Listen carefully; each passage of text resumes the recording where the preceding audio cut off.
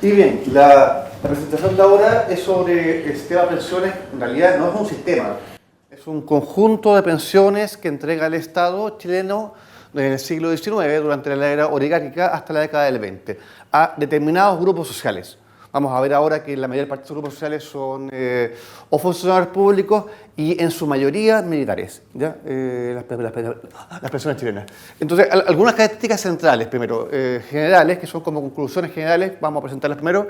Primero, un gasto muy reducido, es entre el 2 y el 4% del presupuesto nacional se destina a pensiones, ¿ya? No es un gasto marginal, pero es un gasto bajo, muy bajo, y que va a grupos muy específicos. Está concentrado en grupos sociales muy puntuales, son funcionarios públicos, policías, militares, obreros portuarios también, que tienen derecho a pensión también, profesores, eso.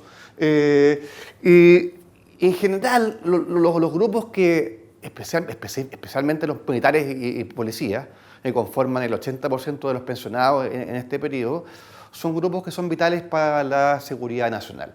De alguna manera u otra, el Estado, esto es lo que hablaba también César antes, que esto es un proceso de cooptación, de arriba hacia abajo, ¿ya? Donde el Estado coopta ciertos grupos que son potencialmente complejos para el país, que un personal más desempleado en la calle es complicado, entonces le entrega derecho a pensiones a estas personas, ya sean veteranos de la Guerra del Pacífico, sean subpolicías, obreros portuarios. Vamos a ver por el caso de los obreros portuarios después, porque después de una huelga general, el Estado le entrega pensiones a estos obreros para que no vuelvan a hacer huelga, etcétera, etcétera, etcétera. Entonces, de este gasto, la mayor parte va destinado a militares. O sea, los militares son el 70% del gasto en pensiones en Chile durante toda la era oligárquica. Militares y marinos juntos, ¿ya? Militares y marinos es el 70% del gasto. Y una buena parte de ese gasto se explica por el gasto en veteranos de la Guerra del Pacífico. Ya pensiones de invalidez, pensiones de viudez, Montepío, ya que están destinados a gente que luchó en distintos conflictos: guerra de independencia, guerra de confederación, guerra del Pacífico, guerra de 1891. ¿Ya? Y por último, a principios del siglo XX se va creando un sistema de cajas, que es el antepasado de las cajas de previsión que se crean en el año 25, ¿ya? En el año 24 en realidad, 24 se crean en las cajas de previsión, ¿ya? Y el antepasado de estas cajas son las cajas de retiro de militares que se crea el año, creo que el año, ahí lo tengo el año después, que como el año 15 se crea la caja de retiro de militares, el año, a principios del siglo XX se crea la caja de retiro de ferrocarriles del Estado, ¿ya? Son los antepasados de las cajas de retiro que se crean después para empleados públicos, empleados particulares y obreros en el año 24. ¿Ya? Entonces, el gasto en pensiones, cuando uno lo ve, esto está deflactado con el factor del PIB, eso es toda una... Es toda una discusión eso, con qué se deflacta, ¿ya? Pero esto está deflactado con el factor del PIB, de ahí podemos explicar por qué. Este está el gasto fiscal, este es el eje izquierdo, el gasto fiscal, este de acá es el gasto en pensiones. Si se fijan, el gasto en pensiones va subiendo en el tiempo de forma constante, ¿ya? Y tiene una caída, igual que el gasto de educación, lo mismo pasa con el gasto de educación, tiene una caída fuerte con la Primera Guerra Mundial, acá. Que coincide también con la caída del gasto público en general, ¿ya? Ahora, por supuesto, como les decía antes, esto depende de qué factor se use. ¿Ya? Si uno usa IPC, el IPC tiene varios problemas, subestima la inflación posterior a la Primera Guerra Mundial, esto sube, pero cuando uno usa el factor del PIB, que en mi opinión es más conveniente, te da una cosa da una caída fuerte con la Primera Guerra Mundial. ¿Ya? Cuando uno ve el gasto en pensiones como porcentaje del gasto total, del gasto que efectúa el Estado anualmente, es entre el 4 o 5% que fluctúa a principios del periodo, 1845, y va cayendo más o menos hasta un 1 o 2%. Eso no significa que el gasto baja, el gasto de pensiones sube, pero sube más lento que el presupuesto, ¿no? Entonces sube más lento que el presupuesto porque los grupos que son pensionados son grupos muy acotados. En la medida que el gasto público se va expandiendo, estos grupos se mantienen las pensiones que tienen estos grupos, pero como porcentaje del presupuesto va cayendo hasta el principio del siglo XX. ¿Ya? Cuando uno observa la cantidad de beneficiarios, ¿ya?, del sistema, aquí hay una interpolación, por eso que está lineal, pero hay un vacío ahí de datos. Uno se da cuenta que la mayor parte, lo vamos a ver después con más detalle cuando veamos las curvas, la mayor parte de los pensionados son militares. ¿Ya? Son aproximadamente 70-75% de los pensionados son militares, especialmente desde la década del 80 de en adelante, por la Guerra del Pacífico, los conflictos de Guerra del Pacífico y Guerra Civil del 91. Vamos a verlo después, el caso específico de las pensiones militares. ¿Ya? Entonces vamos a ver las pensiones en dos tipos, pensiones de civiles y pensiones de militares. ¿Por qué? Porque las pensiones militares son el 70% del presupuesto, son 70% presupuestarios. Entonces vamos a verlas por separado. Hay aproximadamente 6 tipos de grupos que reciben pensiones durante el periodo oligárquico.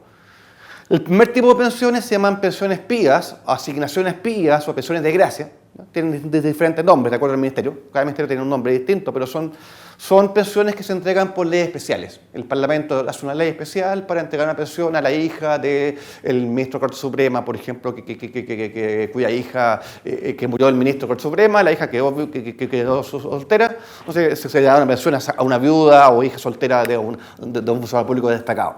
¿Ya? Son poquitas pensiones, son muy poquitas pensiones y se entregan por leyes especiales. ¿Ya? Hijos de funcionarios públicos importantes, ministros de la Corte Suprema, altos cargos eclesiásticos, bueno, hijas no, pero sí parientes, sobrinas, cosas así, de altos cargos civiles fundamentalmente. ¿Ya? La segunda tipo de pensiones son las pensiones de los funcionarios públicos.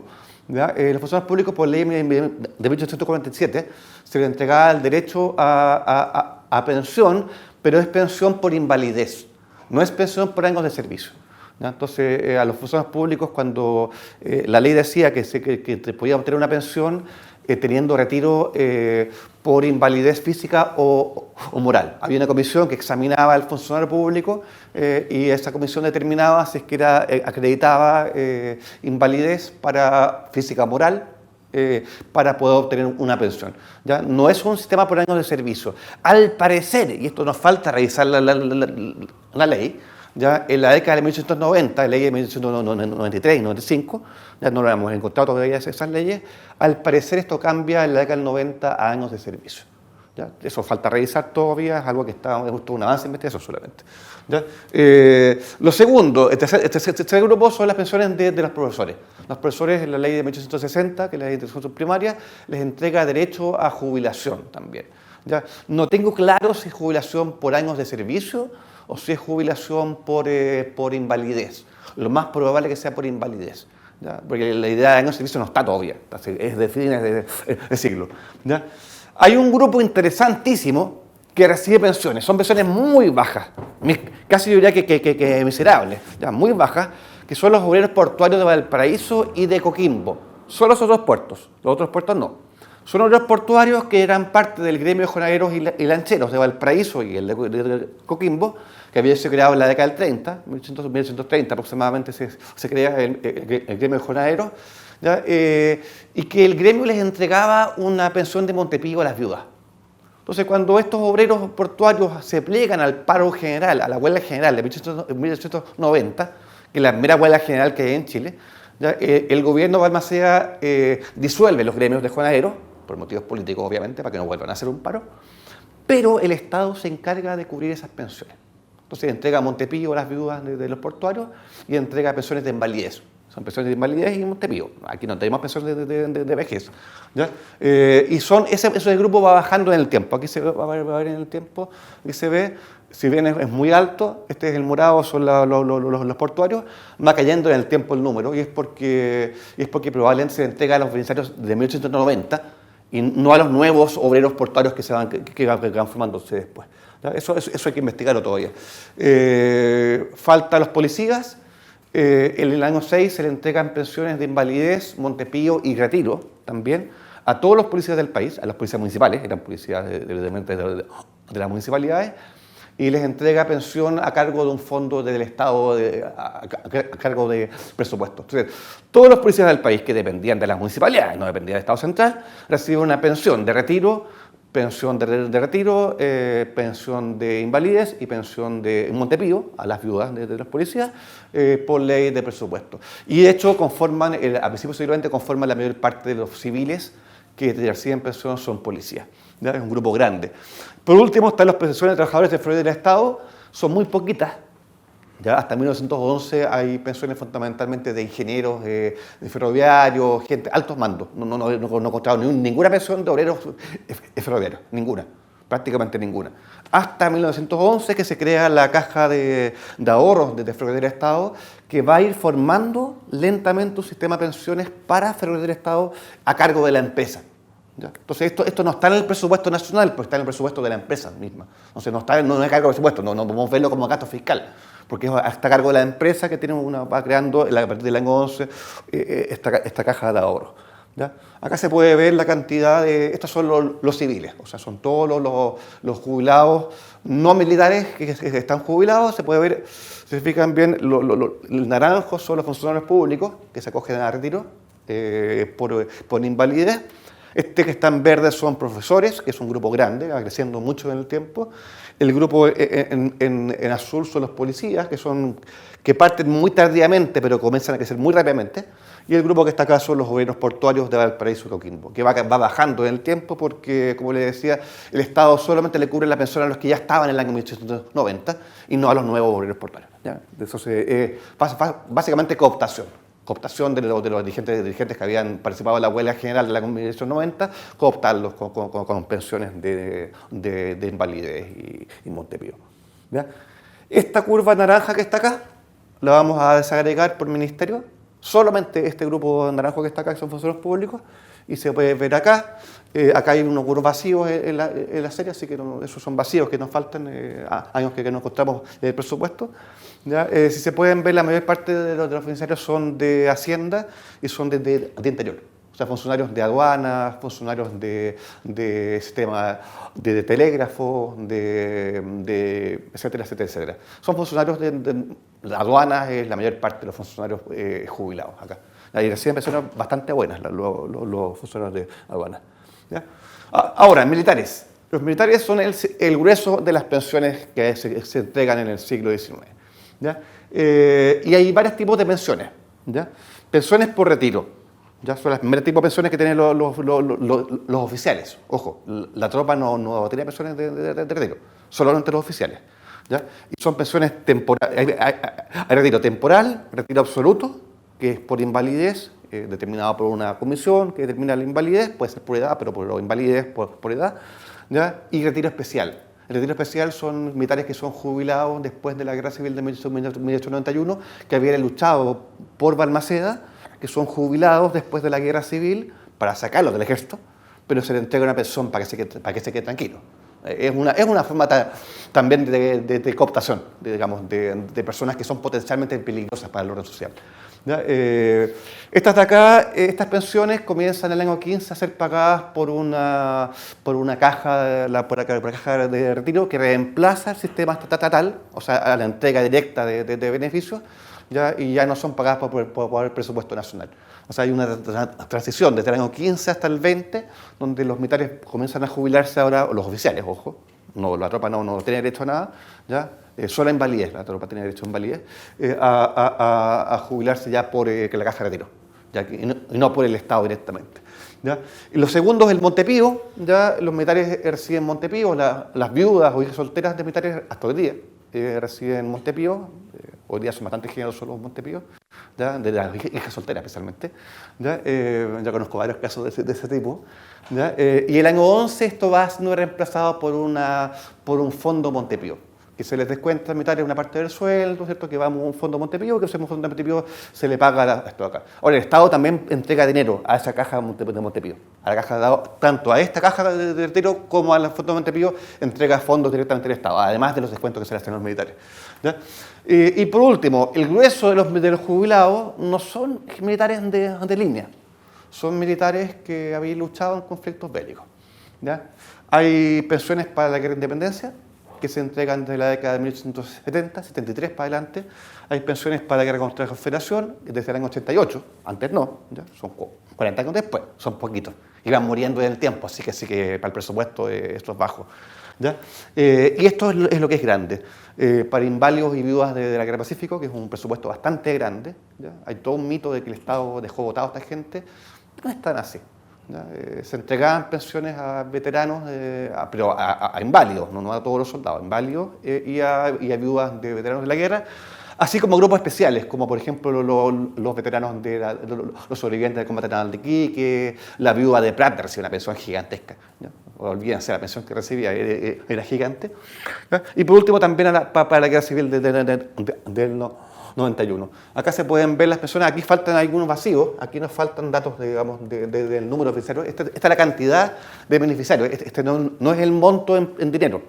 ¿Ya? Porque, por ejemplo, los veteranos de la Guerra del Pacífico, la pensión es muy baja. En cambio, los oficiales que están acá, está acá, la pensión es como 10 veces más alta. Entonces, claro, evidentemente uno ve el gasto y número de beneficiarios son cosas un poco distintas.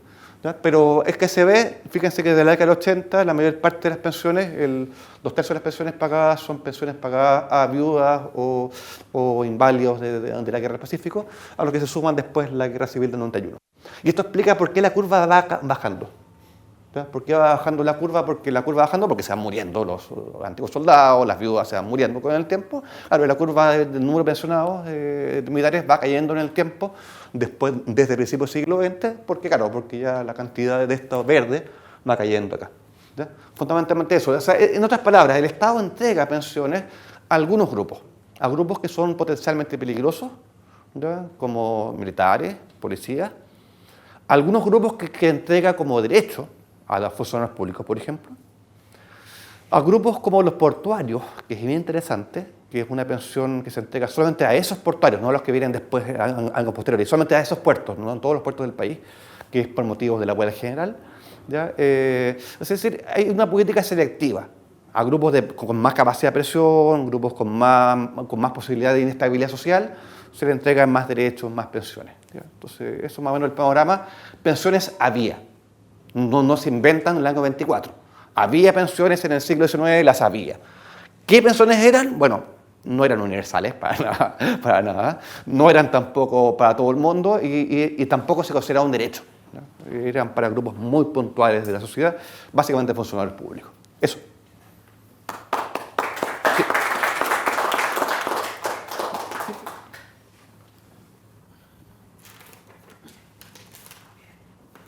No sé si pregunta. Bueno, sí, me pareció muy interesante los datos que tienen una base gigantesca, es decir, y cuando terminen va a ser una mole. Es decir, y analizan un periodo también muy particular que tiene algo también interesante en términos de lo que estamos debatiendo, ¿no? Desde ayer, que es, digamos, esta digamos, separación o unión entre inclusión e incorporación, ¿no? Cuándo van de la mano y cuándo no van de la mano, y qué pasa cuando un proceso es de un tipo o del otro, o cuando van en tiempos diferentes, ¿no? Me parece que los datos que ustedes van mostrando, es decir, el de educación y el de pensiones pueden ser leídos juntos o por separado, habría que verlo eso, y no sé cuándo tengan todos juntos, pero, es decir, en el de pensiones me queda más claro que puede ser un proceso gradual de incorporación, ¿no? Porque lo venís planteando sobre la base de que, es decir, no es universal, es selectivo, y el target, ¿quién es? Aquel que produce más disrupción o tiene mayor posibilidad de ser desestabilizador del orden oligárquico. Por lo tanto, esas son las características justamente de los procesos de incorporación, que quieren ser formas de cooptación, quieren ser formas de pacificación para poder sostener el modelo de desarrollo que está en curso, ¿no? Y es la oligarquía respondiendo a eso. Ahí parecería haber alguna posibilidad de que son procesos graduales e incipientes. Pero también hay otro elemento que planteaste, que es el hecho de no es considerado un derecho y no es universal. Lo cual, bueno, ahí está también posiblemente lo que en general se ve en términos comparados con el periodo oligárquico en términos de incorporación en los otros países, ¿no? Es decir, que es así en general, ¿no? Es decir, es una respuesta a la oligarquía no buscando constituir un sujeto político, sino que otorgando privilegios puntuales al sujeto disruptivo, pero que eso va escalando cada vez más y va universalizando cada vez más el reclamo de un sujeto que se va constituyendo como sujeto de derechos, ¿no? Y que gradualmente va diciendo, bueno, no, esto es un derecho universal, o esto es un derecho de mi clase o de mi sector, y se va ampliando gradualmente fuera del periodo oligárquico, por eso entramos después en el periodo democrático y demás, como un derecho ciudadano, un derecho de la clase. Y es más que elocuente porque está muy estudiado, eso leí bastante sobre las huelgas de Valparaíso, la dimensión enorme del movimiento obrero para Chile de Valparaíso, es decir, era considerado Santos, Buenos Aires y Valparaíso los tres grandes focos del movimiento obrero en Sudamérica, y que sea el único actor obrero que recibe pensiones, también ahí hay una relación interesante. Es decir, entonces ahí hay algo como muy interesante en torno a esa dimensión que me parece que permite conectarlo, ¿no? Es decir, cómo los tiempos, digamos, de los procesos pueden ser, bueno, en general es lo que siempre va pasando, va sedimentando gradualmente políticas sociales que no buscan ser de incorporación y que pueden terminar decantando en un proceso de ampliación de la arena sociopolítica, ¿no? Que uno puede ir viendo a través del tiempo como eso. Y que generalmente es esta misma acumulación la que favorece eso, ¿no? Porque, digamos, si los sujetos obreros de Valparaíso pudieron lograr eso, ¿qué le dijeron al resto de las clases obreras de Chile? Bueno, es decir, el que lucha lo logra, ¿no? De alguna manera. Entonces, podés ser sujeto de derechos, ¿no? Eso también se genera con dinámica social. Es decir, ahí lo veo bastante interesante. Con respecto a la educación, lo veo más conectado al anterior paper, ¿no? Hacia la anterior presentación, en términos de una universalización del acceso ciudadano, ¿no? Hay que ver nuevamente ahí no lo sé, porque no fue planteado si había o no algún actor político detrás, ¿no? Pero esa es la gran pregunta, digamos, ¿hay alguien que está reclamando por esto o no? ¿Está sucediendo por una decisión de tal individuo que vino tal día y dijo, para mí hay que hacer escuelas? ¿O había un reclamo, ¿no? En la presentación de pensiones a mí me queda bastante más claro, hay sujetos políticos pidiéndolo y hay una percepción de la élite de hay sujetos peligrosos a los cuales hay que pacificar. Elemento esencial de las luchas por la incorporación, expansión, es ese. Es decir, en el otro parecería que, no lo sé en Chile cómo es decir, viéndolo de otros países, que lo sé más superficial, no es que soy un experto en temas de educación, el gasto en educación, a veces no hay un actor ahí. A veces, y ahí parece ser más un proceso de inclusión, ¿no? Es decir, es más un principio humanista, un principio del progresismo, del positivismo, de la oligarquía de la época, donde incluso entre oligarquías competían en la región sobre aquellos que modernizaban y llevaban a una sociedad europea con una visión eurocéntrica a sus sociedades. Entonces ahí se las puede distinguir, ¿no? Ese puede ser más bien para ahí un proceso más de inclusión, en el cual no hay un sujeto político, hay una pretensión de modernizar eurocéntricamente a sus sociedades y no se le pregunta a nadie si quiere tener educación o no. Pero eso, como efecto no deseado, también constituye sujetos políticos. Por un sujeto, por eso se conecta con el anterior paper, es decir, un sujeto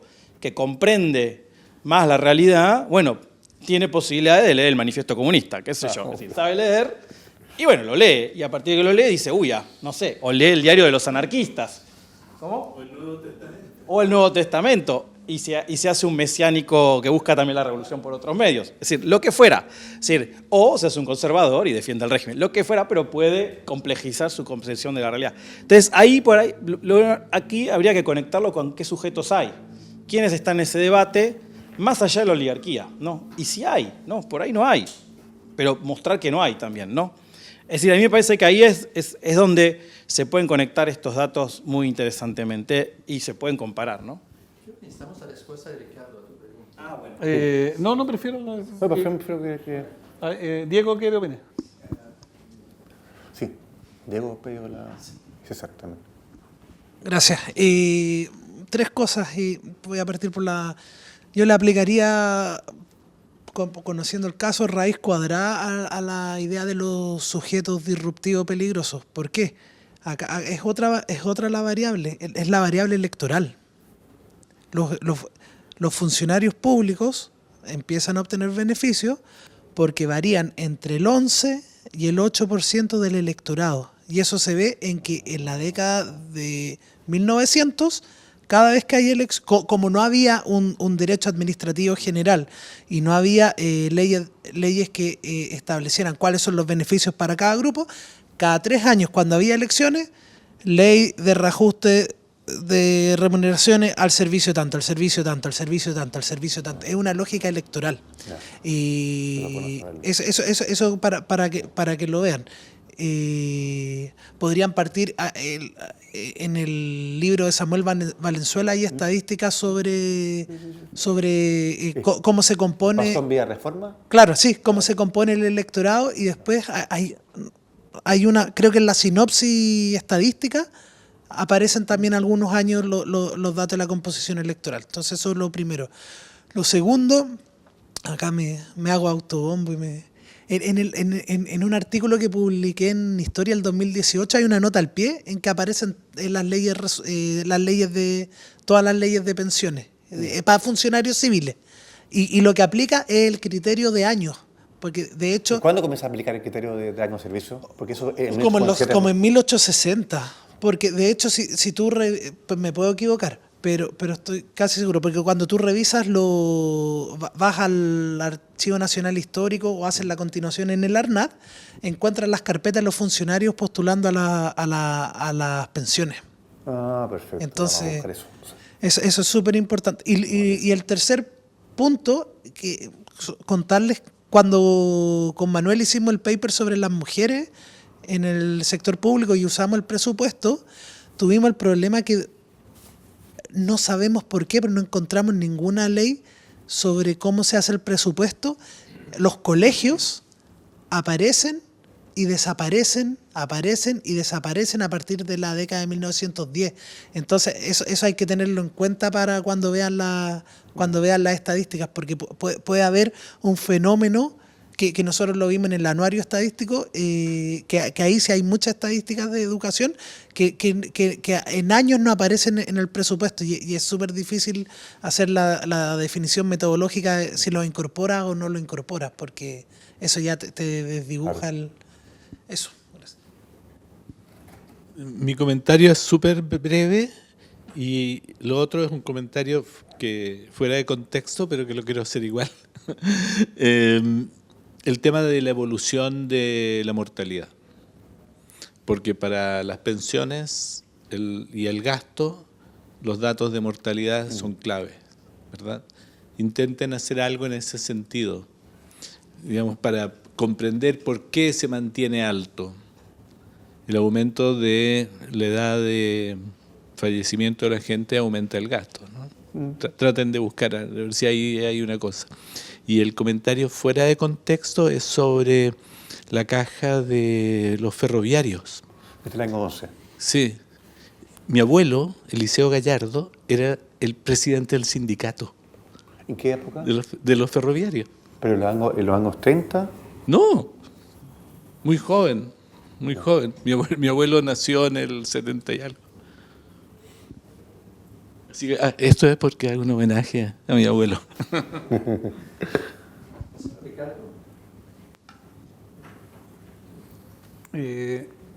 Bueno, para contestar lo tuyo, en el fondo, claro, la política opcional es una política que viene de los sectores liberales, modernizadores, que tiene dos sentidos. Tiene un sentido generar, por un lado, sujetos leales al Estado Nacional. Es decir, la política ocupacional en un país tan diverso geográficamente y culturalmente como es Chile, largo y angosto, hay una tesis de Mario Góngora, un historiador, que plantea que es el Estado construyendo una nación, dándole una identidad nacional.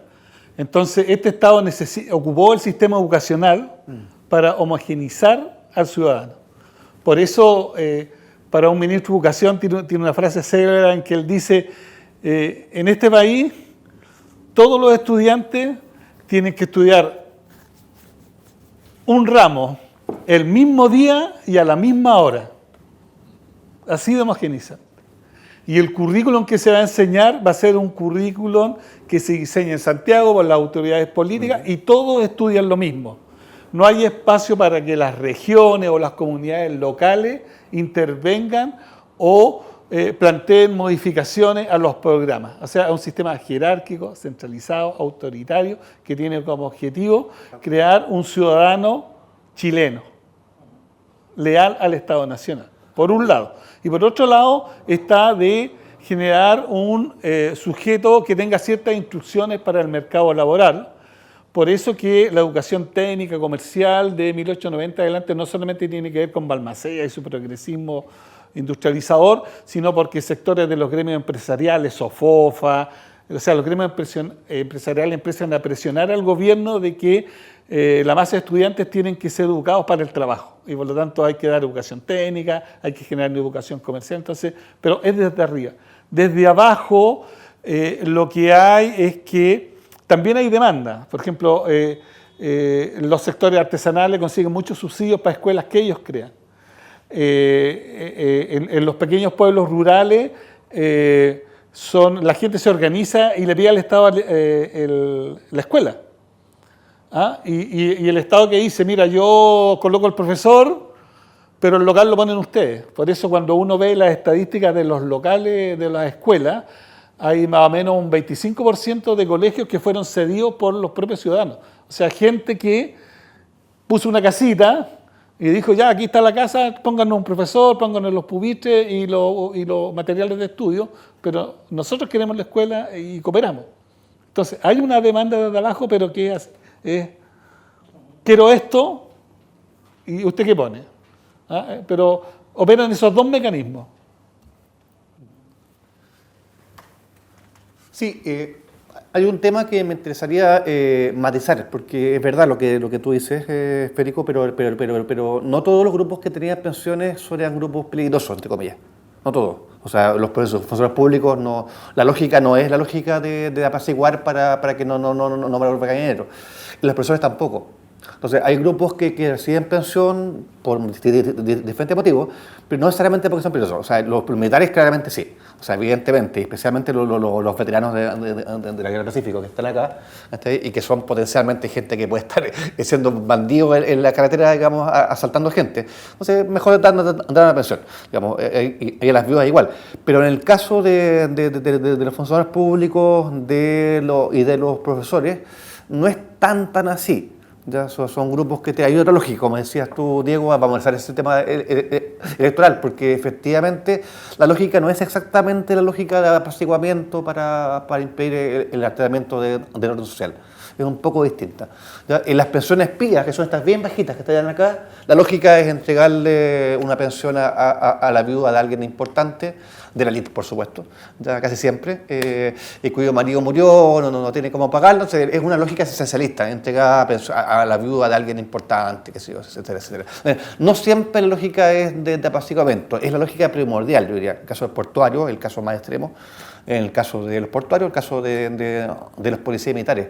Pero en el caso de los otros no es tan así. Yo tengo mis...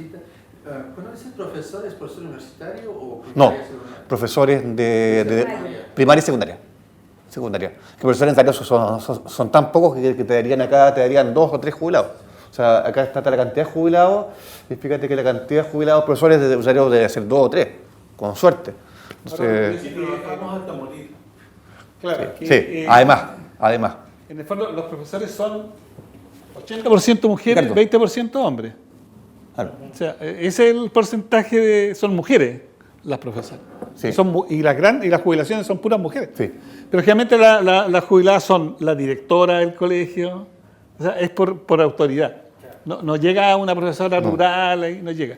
En el fondo, lo mismo, por ejemplo, jubilados del Ministerio de Justicia son los jueces de la Corte Suprema, los jueces de la Corte, pero un juez rural no entra. O sea, tiene categoría. Se va masificando. O sea, desde el principio del siglo XX uno ve que la profesora del colegio rural sí tenía pensión. Ya el tipo que trabaja en telégrafo, que es un tipo humilde que trabaja en telégrafo, también tiene pensión. O sea, uno veía ahí que a principios del siglo XX para adelante que ya ve que dentro de los profesores públicos y dentro de los profesores uno ve ampliación de este derecho. Y ya pasa a ser como una suerte de derecho. Ya no es un beneficio, es un derecho. Para estos grupos, por supuesto. Pero ya uno ve que todos los profesores pueden tener pensión. No solamente, acá no, acá son muy poquitos. Acá son directores de establecimientos, sí, pero acá uno ve que hay todo tipo de profesores. Profesores de escuelas rurales también. Eso.